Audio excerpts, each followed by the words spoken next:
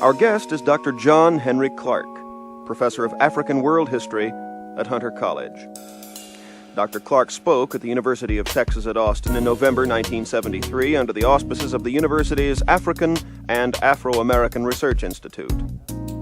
Dr. Clarke is introduced by Dr. John Warfield, associate professor and director of the institute.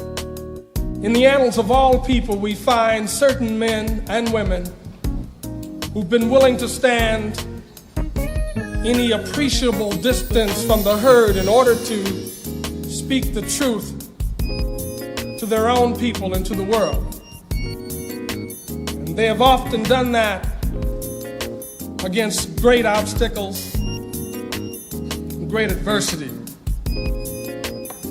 We're privileged today on this campus to have with us one of those people who has been willing at times when it was unpopular to speak the truth regarding the civilization of man. And within that effort, to place African people in the proper perspective as we look at that civilization and history. Dr. John Henrik Clarke, who is the professor of African World History at Hunter College, has been the associate editor of Freedom Ways quarterly journal, produced to speak to the question of black people in the world, and just recently concluding a 3-year distinguished visiting professor at Cornell University. He's been around among the folk, probably one of the most renowned teachers in the country, publishing many books. His most recent one, Slavery and the Slave Trade, with Vincent Harding. And we're very much pleased to have him here today. It is at this point I'd like to present to you our colleague, our brother, Dr. John Henrik Clarke.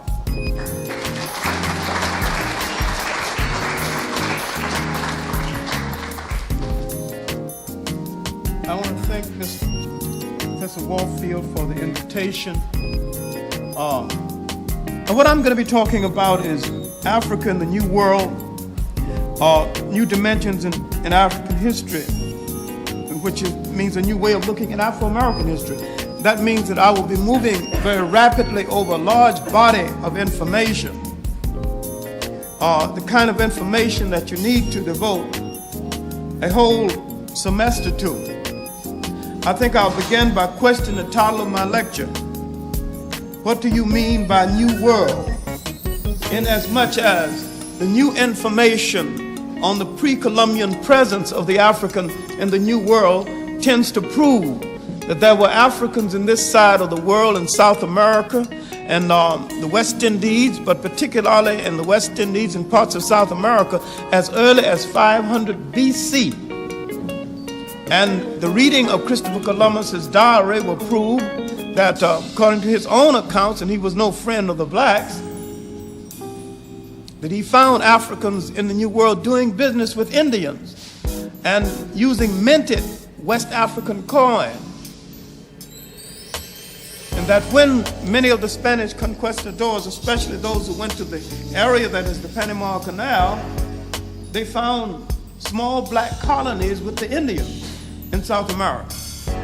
And in a work by Walter Van Werthner, dealing with terracotta and sculpture in South and in Central America, he dug up the greatest physical evidence of the presence in the Africans in the New World that has so far been dug up. And in early works of Carter G. Woodson, and in a 3-volume work by Leo Wiener called The African and the Discovery of America, he said, and he pretty much sustained what he said, that the African could have preceded the Indians in this side of the world, and that a lot that you think of as Indian culture is African culture. He got thrown out of Harvard for writing a book. Now, why did this place Christopher Columbus in context with New World discovery? And inasmuch as he discovered a world full of people, then let us assume that the people that he discovered something. And he discovered both Indians and Africans in this side of the world. In actuality, when we look at this year, 1492, look at its great significance in history, maybe of all the things that happened in 1492, maybe the least important thing that happened was this bad navigator started out from one side of the world and stumbled up on the other side of the world. Now, it has been proven that the Portuguese had already charted their movement to this side of the world, and they did not confuse the West Indies with the East Indies as Christopher Columbus did most of his life. And one of the main reasons why they did not come ahead of Columbus, because they had it on their charts and they had established priority. They wanted to build those fortresses along the coast of West Africa they were going to use to hold the slaves while the ships come in. They gave that priority to New World movement. But the Portuguese, who were the master mariners of the day, thanks to the information that filtered into Europe after the Crusades, mostly from China, they had no confusion about how to get to this part of the world. All right, now, my point is, had Christopher Columbus not come, Europeans were going to come anyway. Now, there is all the talk about, which is beautiful folklore, about the debate between whether the world was round or flat. These were old wives' tales told in Europe that had no great significance. Now, as the Europeans came out of the Crusades, began to recover some of their own strength, began to stir from the lethargy of the Middle Ages, they made a decision, and that decision still holds, and that is, whatsoever the world is in shape, round or flat, we are going to take it. And that is what they did. And they decided that whosoever ruled the world is going to be one of us. And this decision, coming at a time when there were internal differences between the African states, and when the pluralistic states in West Africa had not settled their family differences, and when they made the horrible mistake of inviting the first Europeans in to arbitrate family differences, they were in serious trouble because they were making a glaring error which many African states still made. The African who came to the New World did not yield his African identity. In fact, he began to search for that African identity. And he began in this period of Holocaust and disarray and mixtures of culture.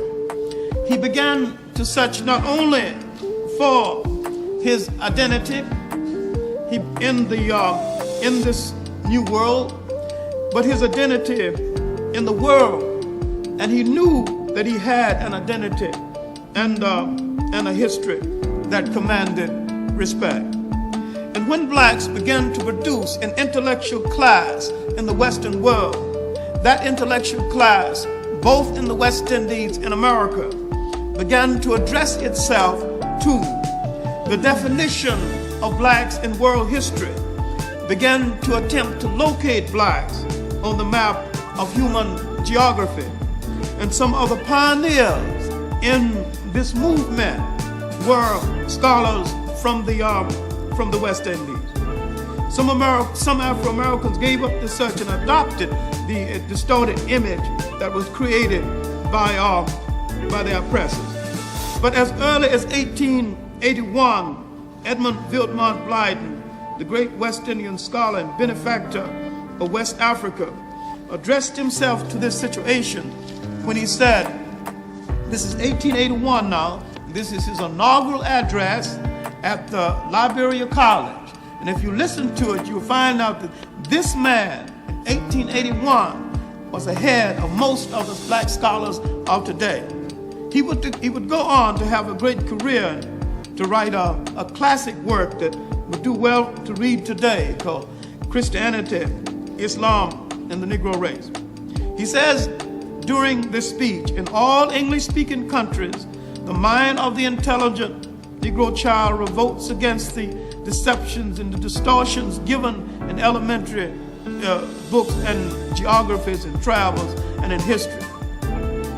Having embraced or at least ascended to the falsehoods about himself, he concludes that his only hope is to be those things most unlike himself and most alien to his peculiar taste.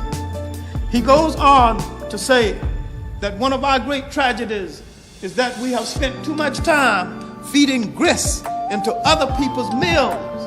Then he bemoans, nothing comes out except what has been put in, and that then is our great sorrow.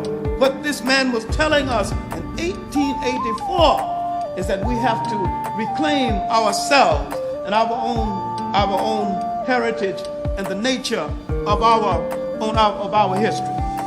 He would go on and he would be the teacher of Africans, and he was the mentor of some of the early black nationalists in Western Africa. And of course, he would write many books. He was the first person to use the word African personality. He wrote a work on African socialism in 1901. He was the first person to champion the unification of Africa during that period, especially West Africa. He entered into a famous debate between Sir Harry Johnson and himself over the religious destiny of Africa, Islam or Christianity. He was of the opinion that Islam would be better for Africa because it was more adaptable to prevailing African ways of life. Then he qualified this, and his qualification need to be looked at today. He said, if the African understood the dynamic qualities of indigenous African religions, he would need neither Christianity or Islam. That's more true today than it was then. Black people have a tendency to get hung up on outside inputs. Now, I am not conceding Islam to the Arabs, and I am not conceding Christianity to white people.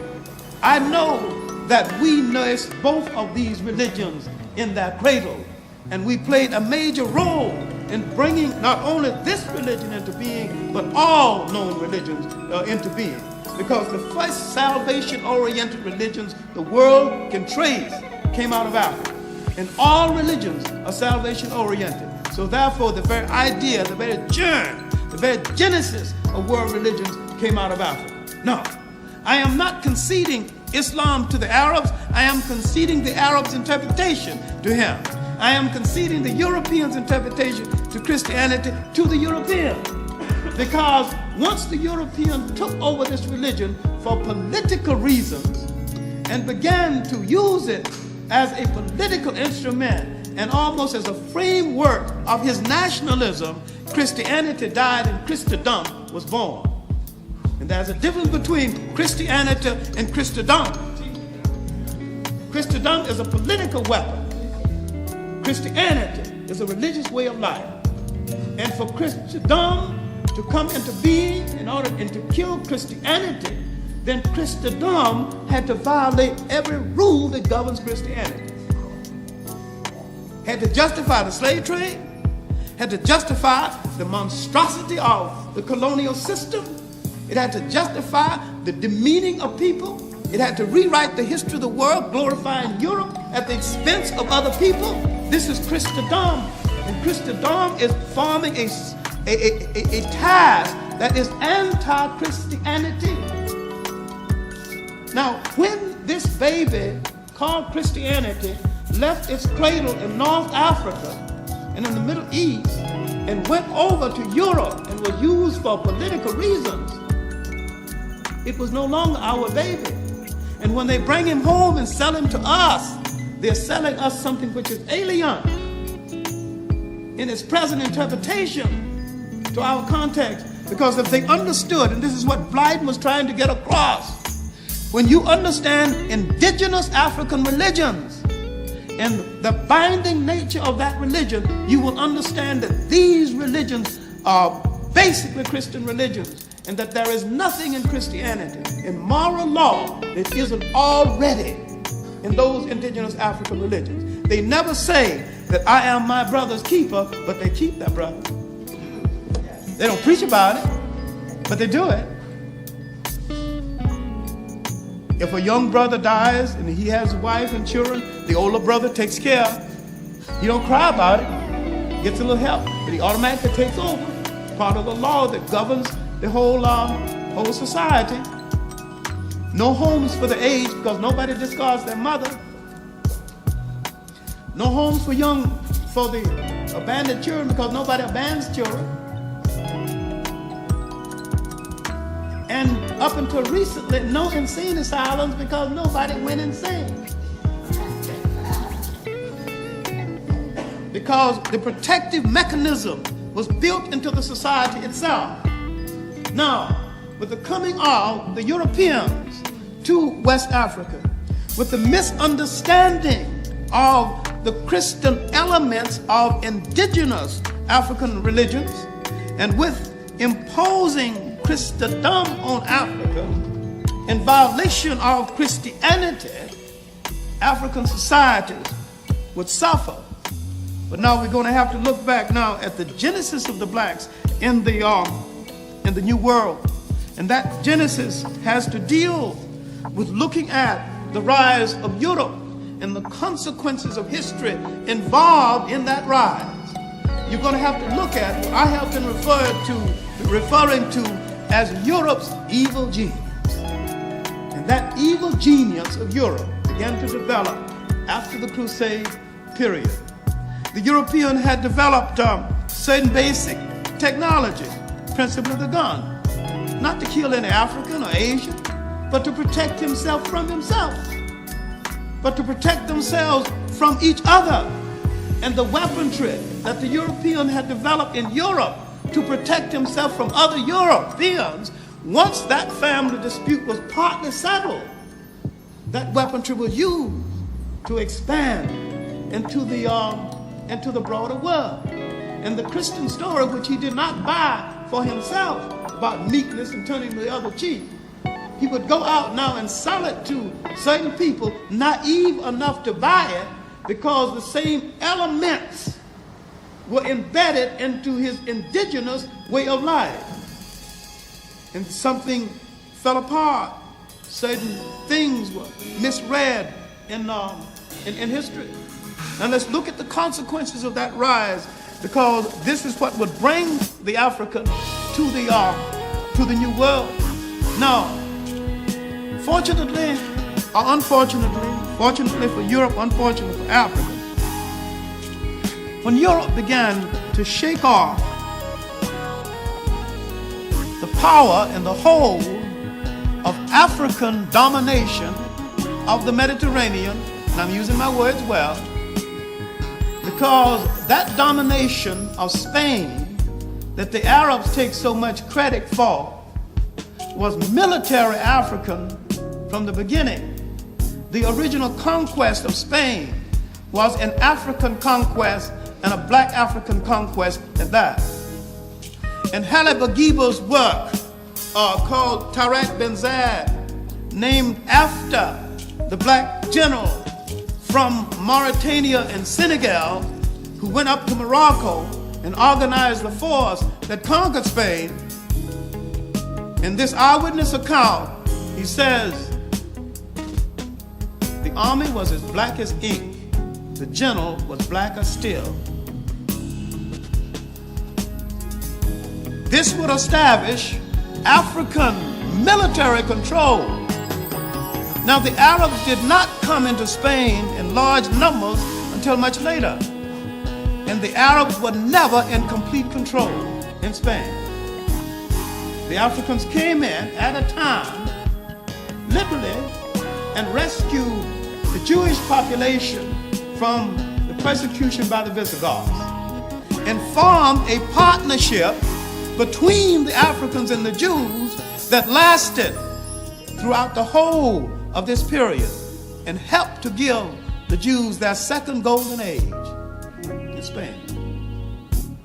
But there are so many partnerships that we have entered into with other people that they have forgotten. They have forgotten. I attended a conference 2 years ago to deliver a paper on the myth of black anti-Semitism, and another person delivered a paper on the genesis of black anti-Semitism. What the hell are you talking about? There is no genesis. Because there is no historical record of dissension between blacks and Jews. And the present day dissension is strictly 20th century and strictly urban. And urban within the last 20 years at that. I'm not going to get too further into this because I got too many other things to do. But my point is that with the decline of Europe, with the decline of Rome, and Europe going into the Middle Ages, saw the rise of Islam and the African military arm of Islam becoming predominant in the Mediterranean, especially in Spain. Now, in the 1450s, this period was over. And fortunately for Europe and unfortunately for Africa, some of the maps that the Jewish gold dealers had used to go down into the west of Sudan and along the coast of West Africa fell into the hands of a man called Henry the Navigator. Now, there's no proof that Henry ever went to sea, but the one thing he did which helped Europe in its expansion was to start schools to train people in navigational sciences. But most of the information in navigational science and marine engineering came out of the advanced technology then coming out of China. And it was with this technology Europe used to unlock itself. Now, one of the main reasons why most of the maps were made by Jewish gold dealers, it is because some of the Jews in Spain had come from North Africa and they could handle Indo-African languages.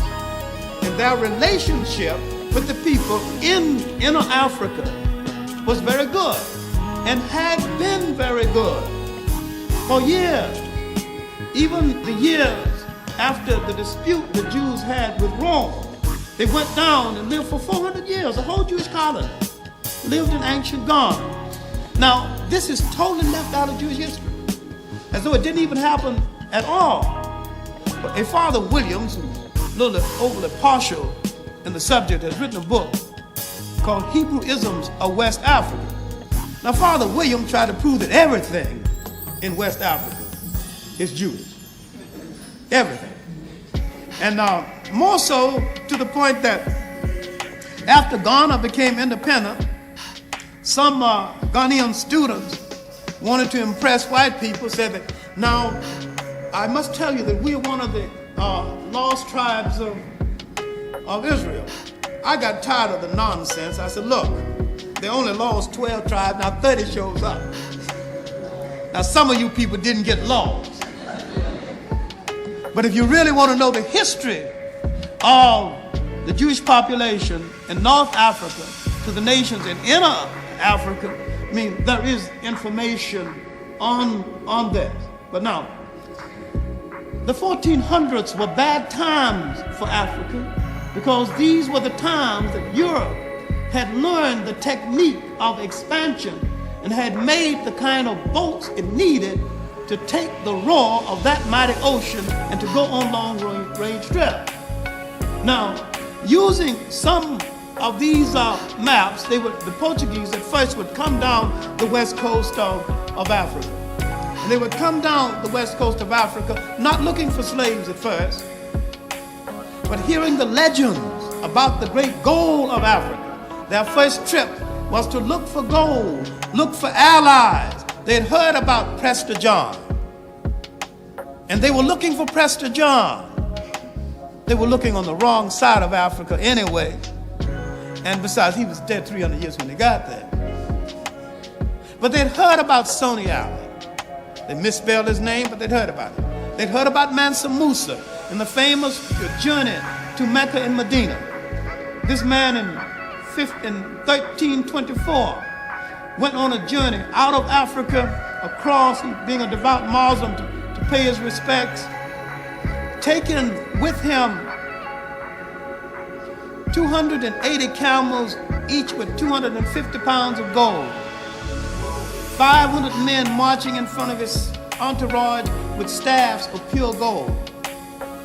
50 royal hairdressers, and he only had his favorite wives. From 60 to 100,000 people moving across Africa. He married so many of his people into the countries through which he traveled. And on his way home, he said, we shouldn't fight each other now because we are relatives.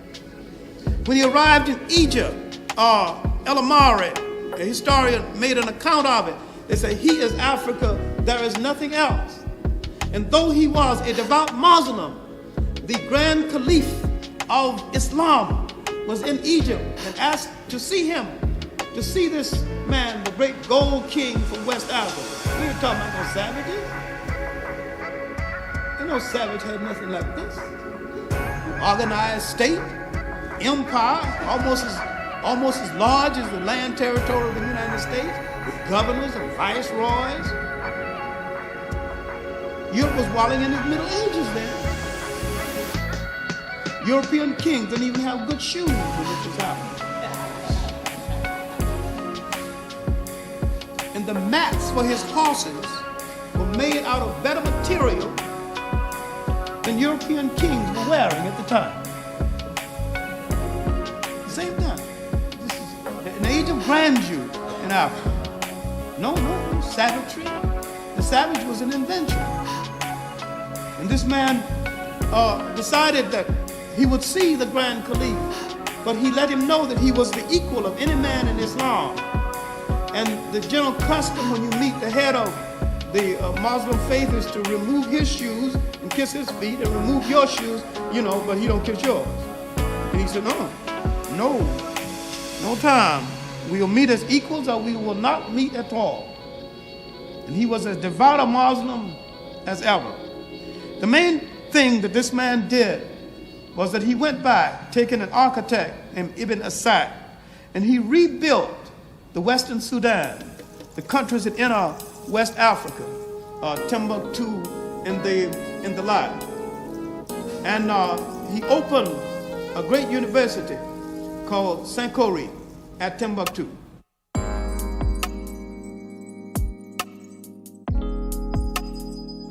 Now, it seems very odd for you to understand this, because white historians said there was no higher learning in Africa, nothing. But there were 4 universities in Timbuktu as late as 1594, when the Moroccans destroyed it. 4 universities, and Timbuktu was not the leading university city in Western Africa. It was the city of Dijon. Now, the African was in serious trouble and did not know he was in serious trouble. And the year 1492 helped to set that serious trouble in motion. Now, I have alluded to the New World discovery and Christopher Columbus's accidental ending up navigational error that put him on one side of the world instead of the other. I'm sorry he didn't get to the East Indies. These people were more sophisticated in the East Indies, and he would never have seen home again. Had he pulled the stuff in the East Indies that he pulled on the Indians in the West Indies, they would have washed him. That'd have been the end of that. And I'm sorry about the navigational error.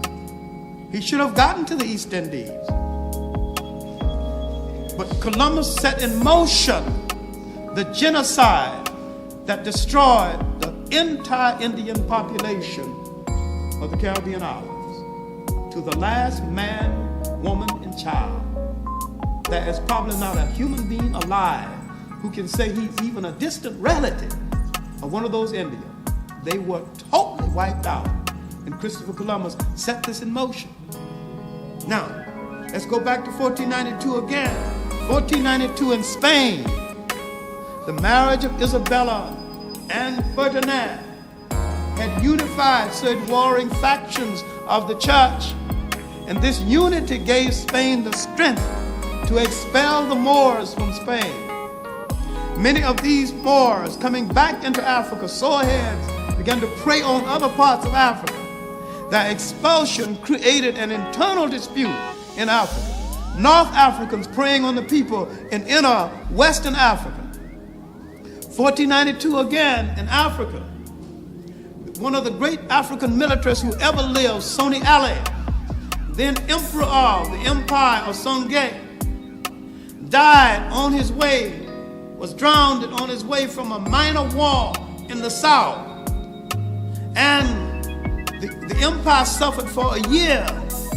But later on, 1493, a man came to power who would take inner Western Africa to the apex of its golden age, right in the middle of the slave trade and in spite of the slave trade. His name was Muhammad Abubakar Ituri. Sekou Touré is a direct descendant of this same man. He had been prime minister of the country and head of the army for 30 years. He ruled the country as emperor for 36 years. My point is that the coming of the Europeans to the coast of Africa did not mean the total collapse of African nations. These nations would not begin to collapse in inner Africa until the Moroccan invasion, one of the tragic incidents in Africa. The Moroccan invasion of inner Western Africa using partly white mercenaries. And when we began to look at African history comparatively as events of disaster in Africa, the invasion of the Western Sudan, the destruction of the city of Timbuktu, Guinea, and Goye, the exiling of the great scholars from the university at St. Corrie, but the destruction of the city itself is tantamount to the Roman destruction of Carthage. The second worst disaster in the history of Africa. Now, when all of this happened, the nations in inner Africa collapsed and could not come to the defense of the nations along the coast. Now the slave trade could move to the hinterlands just at the time the Portuguese and the Spanish and the English were fighting over territories in the so-called New World, and the Portuguese, thanks to the Treaty of Tordesillas, had the big colony of Brazil and had to scramble to increase their slave trade in order to populate this big colony, which was over and beyond anything the Portuguese could do justice to.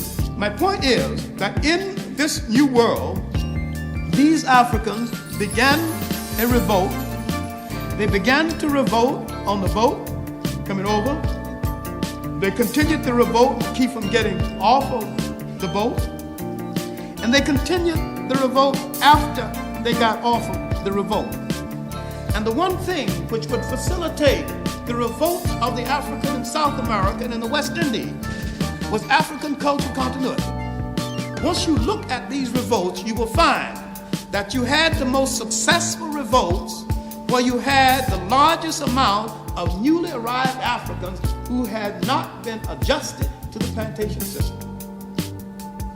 And once you look at these revolts in context with all of South America and the West Indies, you will find a pattern of revolt in the West Indies and in South America much different from the pattern of revolts in the United States, where you have to take the buying habits of the slave master into consideration. In the United States, the crude, uncultured people, this reduced mixture of the human waste matter of Europe. I have said once, and both my students and especially the white professor said that, no, that's too that's too much exaggeration for shock treatment. I wasn't exaggerating for shock treatment. I was saying that Europe literally dumped its human garbage can into the area called the United States. And that you had bad seed from the beginning because Europe's discards in the main populated this part of the United States. A few different types in New England, but not that different. Not that different. Malcontents. Now, in their buying of slaves, they generally bought in small lots and resold a lot.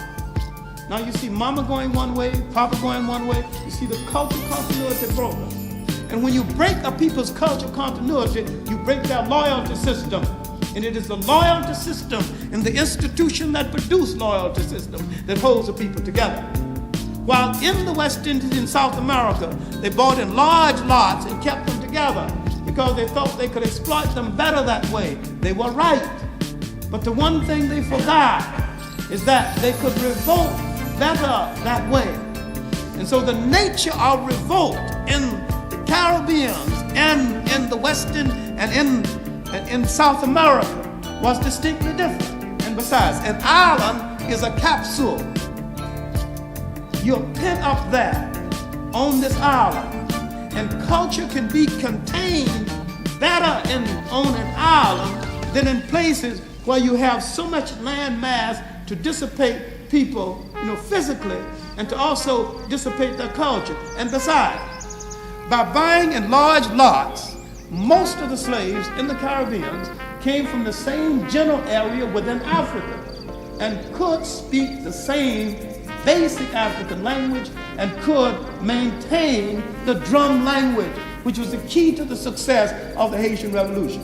Now, in the 1680s and the 1660s, these revolts began to develop in Jamaica, especially in Jamaica, not in Haiti right now.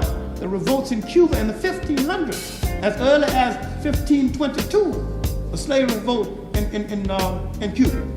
Now, what you need to understand about the blacks in the New World and the relationship of these blacks to the rest of the history of the New World, that there were continuous revolts. Now, there were revolts of blacks who had been converted to Islam in Africa. There were revolts of African traditional kings whose authority extended to their presence in the New World. And it was nip and tuck, and they could barely make it. One of the little known revolts, and I think properly assessed may turn out to be one of the better ones, is the Babis revolt in Guyana, led by a man named Cuffy. And this revolt would come after the famous Maroon revolt in Jamaica, led by a man named Kojo. Both of these are Ghanaian names. Toussaint Louverture came from a place in Ghana called Kamede. Is it accidental that the most successful revolts in the New World were led by slaves from Ghana? Now, look at Ghana today, and look at Ghana at the period of the slave trade. Their cultural continuity was more or less intact in Ghana when they were taken. And when they came to the New World, they came out of a tradition of revolt, and they could transfer this condition of revolt to this new setting in the New World. Now, in South America and in the West Indies, especially in South America, Brazil, where there were large numbers of black women married to Portuguese men, but these women maintained their loyalty to the people in the field. Now, why is it that in the West Indies and in South America, nearly every slave revolt was engineered by house servants, and nearly every slave revolt in the United States was betrayed by house servants? Now, if you got your West Indian nationalism or your negative Afro-American feeling up, you have immediately arrived at the wrong conclusion. Both of us were victims of a historical experience over which we had no control.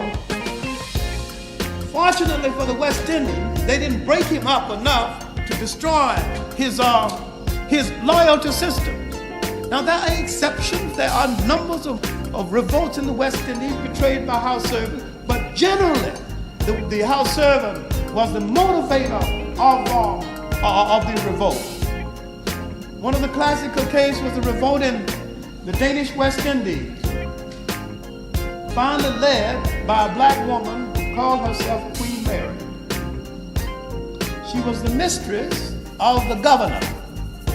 And the rebels told her that at a certain time they were going to invade the house, cut the governor's throat, and burn the house down over his head. And she said, "What kind of loyal African do you take me to be? You are telling me just to get out of the house.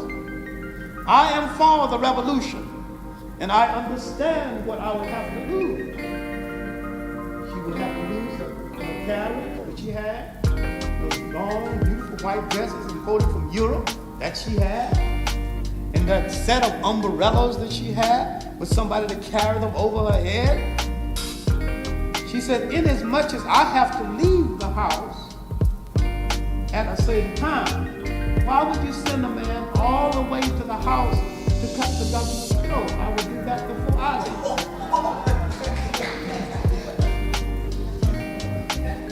Now, in spite of the luxury that she had being the mistress of the governor, she had no illusion where her loyalty had to be when the deal went down. And she knew that it was time now for the deal to go down.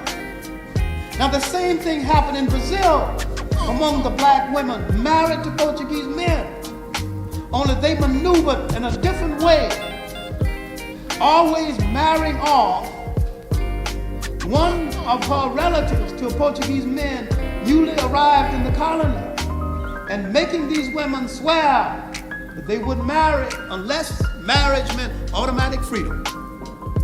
And when the Portuguese decided to push into the hinterlands of Brazil, these women convinced the Portuguese that you have no armies up there to protect you or to hold any slaves intact. You might as well free some men to go up and do this labor and pay them some decent salary. These women laid the foundation for the civilization of Brazil. Some of the first families in the New World were families born from the cohabitation of the slave master and these African women. My main point here is that these African women never lost their sense of commitment to African people. And one of the main reasons why they did not lose their sense of commitment to African people is the fact that their cultural continuity had not been broken. Now, in the 1780s, some of this kind of feeling and spirit began to develop in the United States. Once the blacks, especially in New England, where you had a large number of black craftsmen who freed themselves by virtue of their craftsmanship, they could create a kind of money over and above that was due their master and by their own freedom. These black craftsmen, having learned how to read, became conscious of their people's plight and began to develop newspapers, magazines, and journals, and became a part of the abolitionist movement. Once they developed newspapers and journals, they began once more to search for their definition. Then in 1829, a black man who ran a second-hand store named David Walker began to look at the situation and make an assessment of what black people had to do, and issued his famous appeal to the colored people of the world. This appeal was the first theoretical basis of what you call Pan-Africanism, and it was the first call for genuine, raw, unmitigated black power. It was the first rejection of the concept that any people could free themselves without violence. It was rejection of the imagery and the concept that was laid down for black people. Douglass had some serious questions about it. But out of this spirit and out of this period, a number of journals would be developed. Freedom's Journal, North Star, Douglas's newspaper, and a brilliant Jamaican that a lot of Jamaicans don't know was a Jamaican, John B. Ruswan, one of the early black college graduates, would edit Freedom's Journal. He would join the colonization movement in spite of his questions about it. And he would go later to Liberia as governor of one of the colonies. The African awareness now was running rampant among black Americans.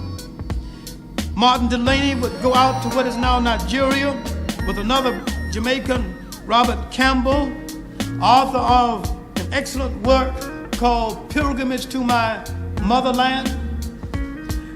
My point here is that Caribbean Americans coming to the United States at the time did not see their plight as different from that of black Americans. Prince Hall from Barbados had found the Masons, the black Masons. Peter Ogden from Antigua had found the black Odd Fellows and was beginning to use these large oriented organizations as form of protest movements. This was the beginning of the formalization of the black intellectual freedom movement. And during this period, we produced some of the most responsible intellects this country's ever known, and also produced a radical class who excelled any other radicals in the country. But the search for African definition would continue after the Civil War, and it would be reflected in the works of Bishop Turner, a Ghanaian named Chief Sam, who promised to take all black Americans back to Africa. These are the 1880s now. Bishop Turner would last until 1915, when he died, the same year Booker Washington died. Near the end of the century, the whites grew tired of dealing with multiplicities of black leaders, and then they decided that they would create a leader. And after the creation of this leader, the first anointed black leader in America, created by white editorial writers, and white editorial writers have been creating nearly every black leader since then, and those they do not create, they eventually either kill, drive into exile, or drive to suicide. Now, at the end of the 19th century, there was a man who had made a great impression on white people. His name was Booker T. Washington, and we need to look at Booker T. Washington and look at him anew. And if you call him an Uncle Tom, you've never been so wrong in your life. Bigger than that. And in his Atlanta Compromise speech, you look at the historical background which led him through this speech in 1895. The speech was all things to all people.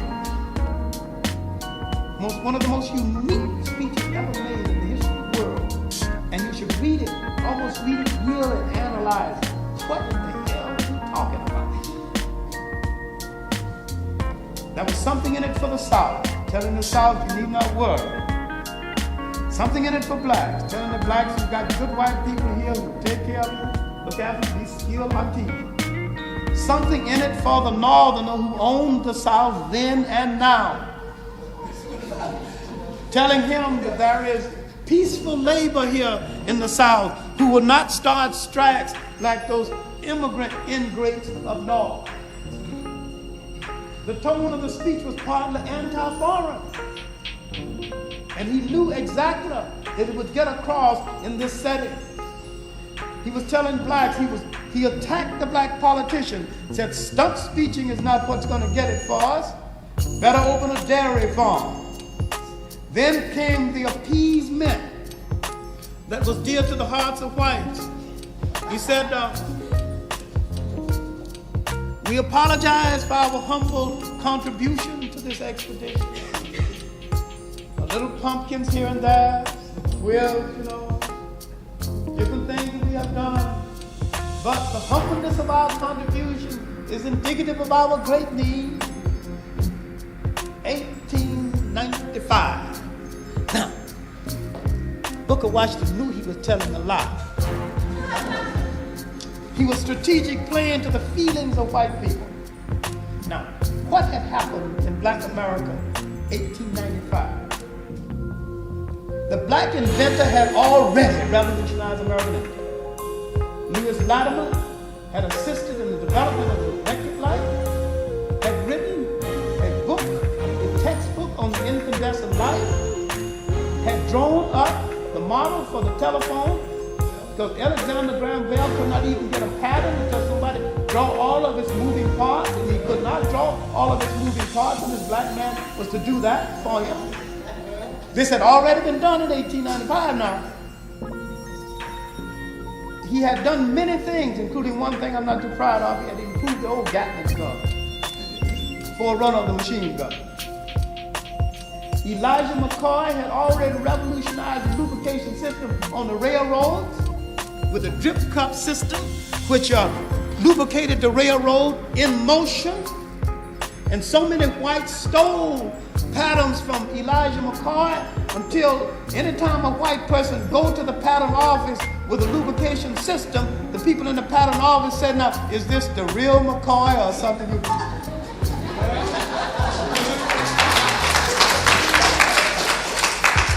Did you steal it directly from Elijah McCoy?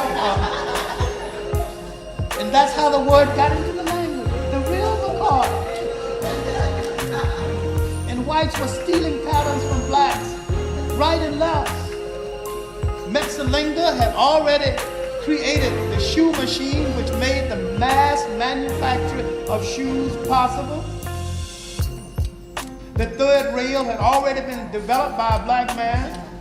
Another black man had created the coupling to hold all of that weight together.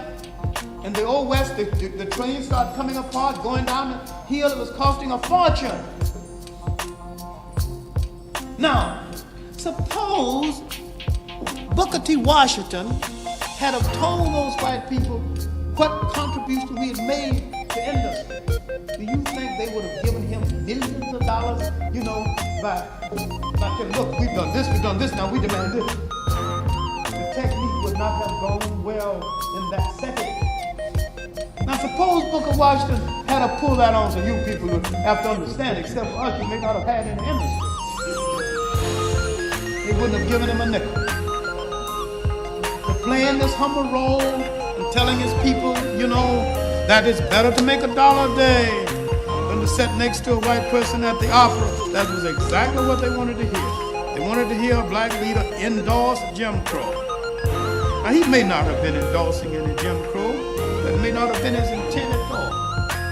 But that was the interpretation that was given to it. And not only did they make him the leader of Black America, they gave him more money than they have ever given any black American before or since. It was the co-optation of leadership. And I still question whether we paid too high a price for Booker's existence.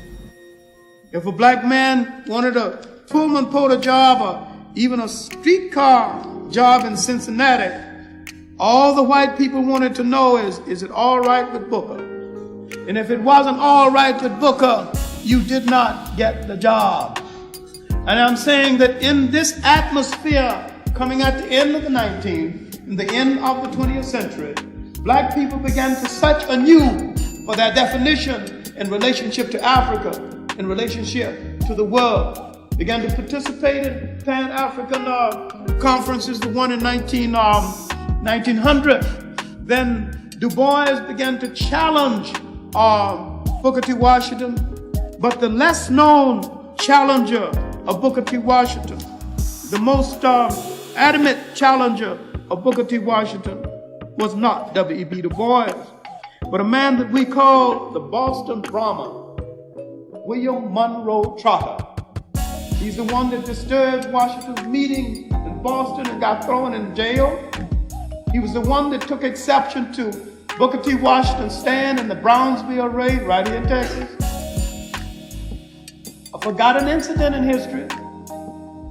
A group of blacks, there's 2 new books on the subject. I don't know if anybody did it. The Brownsville raid was a tragic incident in history. It's been proven later that whites blackened their face and shut up the town in order to get the town excited about driving the blacks out of a local post. Now, when the blacks came to the local post, Mr. Huntsville said, Brownsville face, came to the local post, the whites made an assessment of the situation. You got about 3,000 or 4,000 blacks in the town, and you only got about 36 black families. Men being men, gonna want women. There ain't enough of those their own kind, so-called, to go around. And maybe they'll entertain other ideas. And maybe we better write the president and get them the hell out of town, in which they did. And when the president, Theodore Roosevelt, did not respond, they took other action. And the whole idea of the Brownsville raid was to build up public sentiment against the presence of large numbers of black troops in Brownsville. Now, when this tragedy occurred, Booker Washington's no comment gave the public the intention that he approved of the persecution of those blacks. But it was Monroe Trotter that challenged him on this. In the meantime, Monroe Trotter and W.B. Du Bois had set in motion the Niagara movement that would later be converted into the NAACP. Other blacks began to reconstruct black history. Booker T. Washington would die in 1915, and W.B. Du Bois would be challenged by the Garvey movement that had more black followers before and since than any other black movement. And it set in motion a search for identity.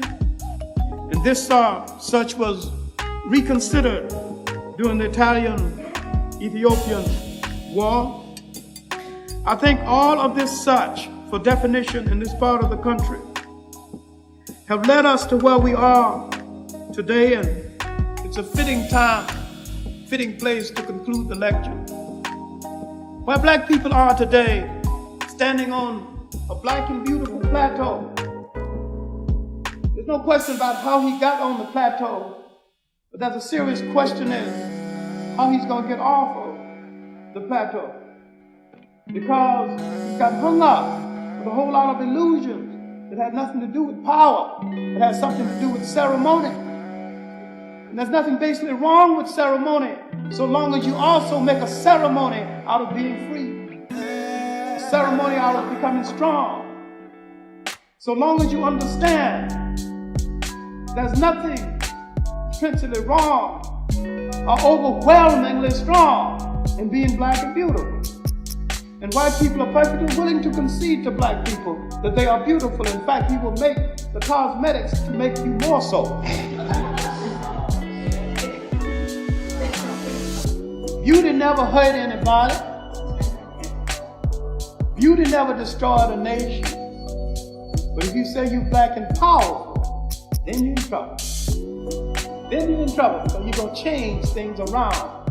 The whole social order will have to adjust to the fact that you are black and powerful. You begin to determine your destiny and the destiny of others. Look at the present thing. Look at today's newspapers. Look at the debates. They are not consulting any one of us. And yet we consist of properly counted. When you consider the fact that there are from 100 to 125 million blacks in the Western world, in the West Indies, Brazil, the United States, and other areas, just the Western world. They've been counting Africa's population as being 300 million for 50 years, which means that the African man is sleeping away from home, not reproducing himself. Now you know you not to take anything like that serious. When they count the millions of blacks in Asia that has not been counted as blacks, who are definitely African people, New Guinea, New Hebrides Islands, the people so-called Aborigines in Australia, who are still being called niggers, the Dravidians in the Middle East, the large black population in Ceylon. When you count all of these people as African people, we are the third, if not the second, largest population on the face of the earth. Africa has the largest amount of untapped resources any place in the world, including oil. Most of the gold of the world comes out of Africa. Most of the hardening process used in gold comes out of Africa. Manganese and the like. Most of the copper in all the world comes out of Africa. Gabon, a little postage stamp country in Africa, with less than 1 million people, have the largest bauxite deposit in the world. Africa is the largest geographic reserve in all the world. What made these people think that they're going to make a whole world social order without consulting anyone? Because you are black and beautiful, and you cannot command the situation or world attention or enter the councils of the world and determine the future of man until you're black and powerful. And you're going to have to use yourself in an entirely different way. You're going to have to stop copping out into the soft sciences and go into the hard sciences. The science of metal, oceanography, the science of shipbuilding, maritime engineering, new systems of automotive engineering, new ways to stretch railroads across the belly of a continent, new ways of making things grow. You in the Western world have the greatest capacity to unlock Africa and make its riches yield for African people than any other African people in the whole world. So you have a mission in the world over and above that of other African people, in as much as you are the largest literate African people, the largest body of literate African people in the whole world. Now what's important now? The bush of medallions are those science textbooks of knowing how to make a brickyard and how to manage it. Because the world is giving out of wood and they're still going to use houses. All of Africa's bauxite, we might have to build aluminum houses in the future. All of these things has to be figured out, and figured out by you. Because if you call your farmer master back to cure your child's stomachache, he's going to re-enslave you based on your need for him.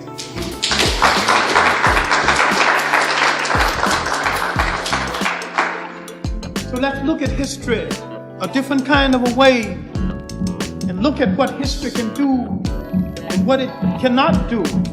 It is not a cure-all. It cannot grow a tomato. It cannot saw wood. It can perform the function that history is supposed to perform. It can tell you your time of day. In the book Tom Tom, the writer John Vandercook has said, a race is like a man. Until it uses its own talent, takes pride in its own history, and loves its own memories, it can never fulfill itself completely. The role and the importance of ethnic history is how well it teaches a people to use their own talent, take pride in their own history, and love their own memories. In order to fulfill themselves completely in their honorable endeavor. Ethnic history is a clock that people use to tell their time of day. It is a compass that they use to find themselves on the map of human geography.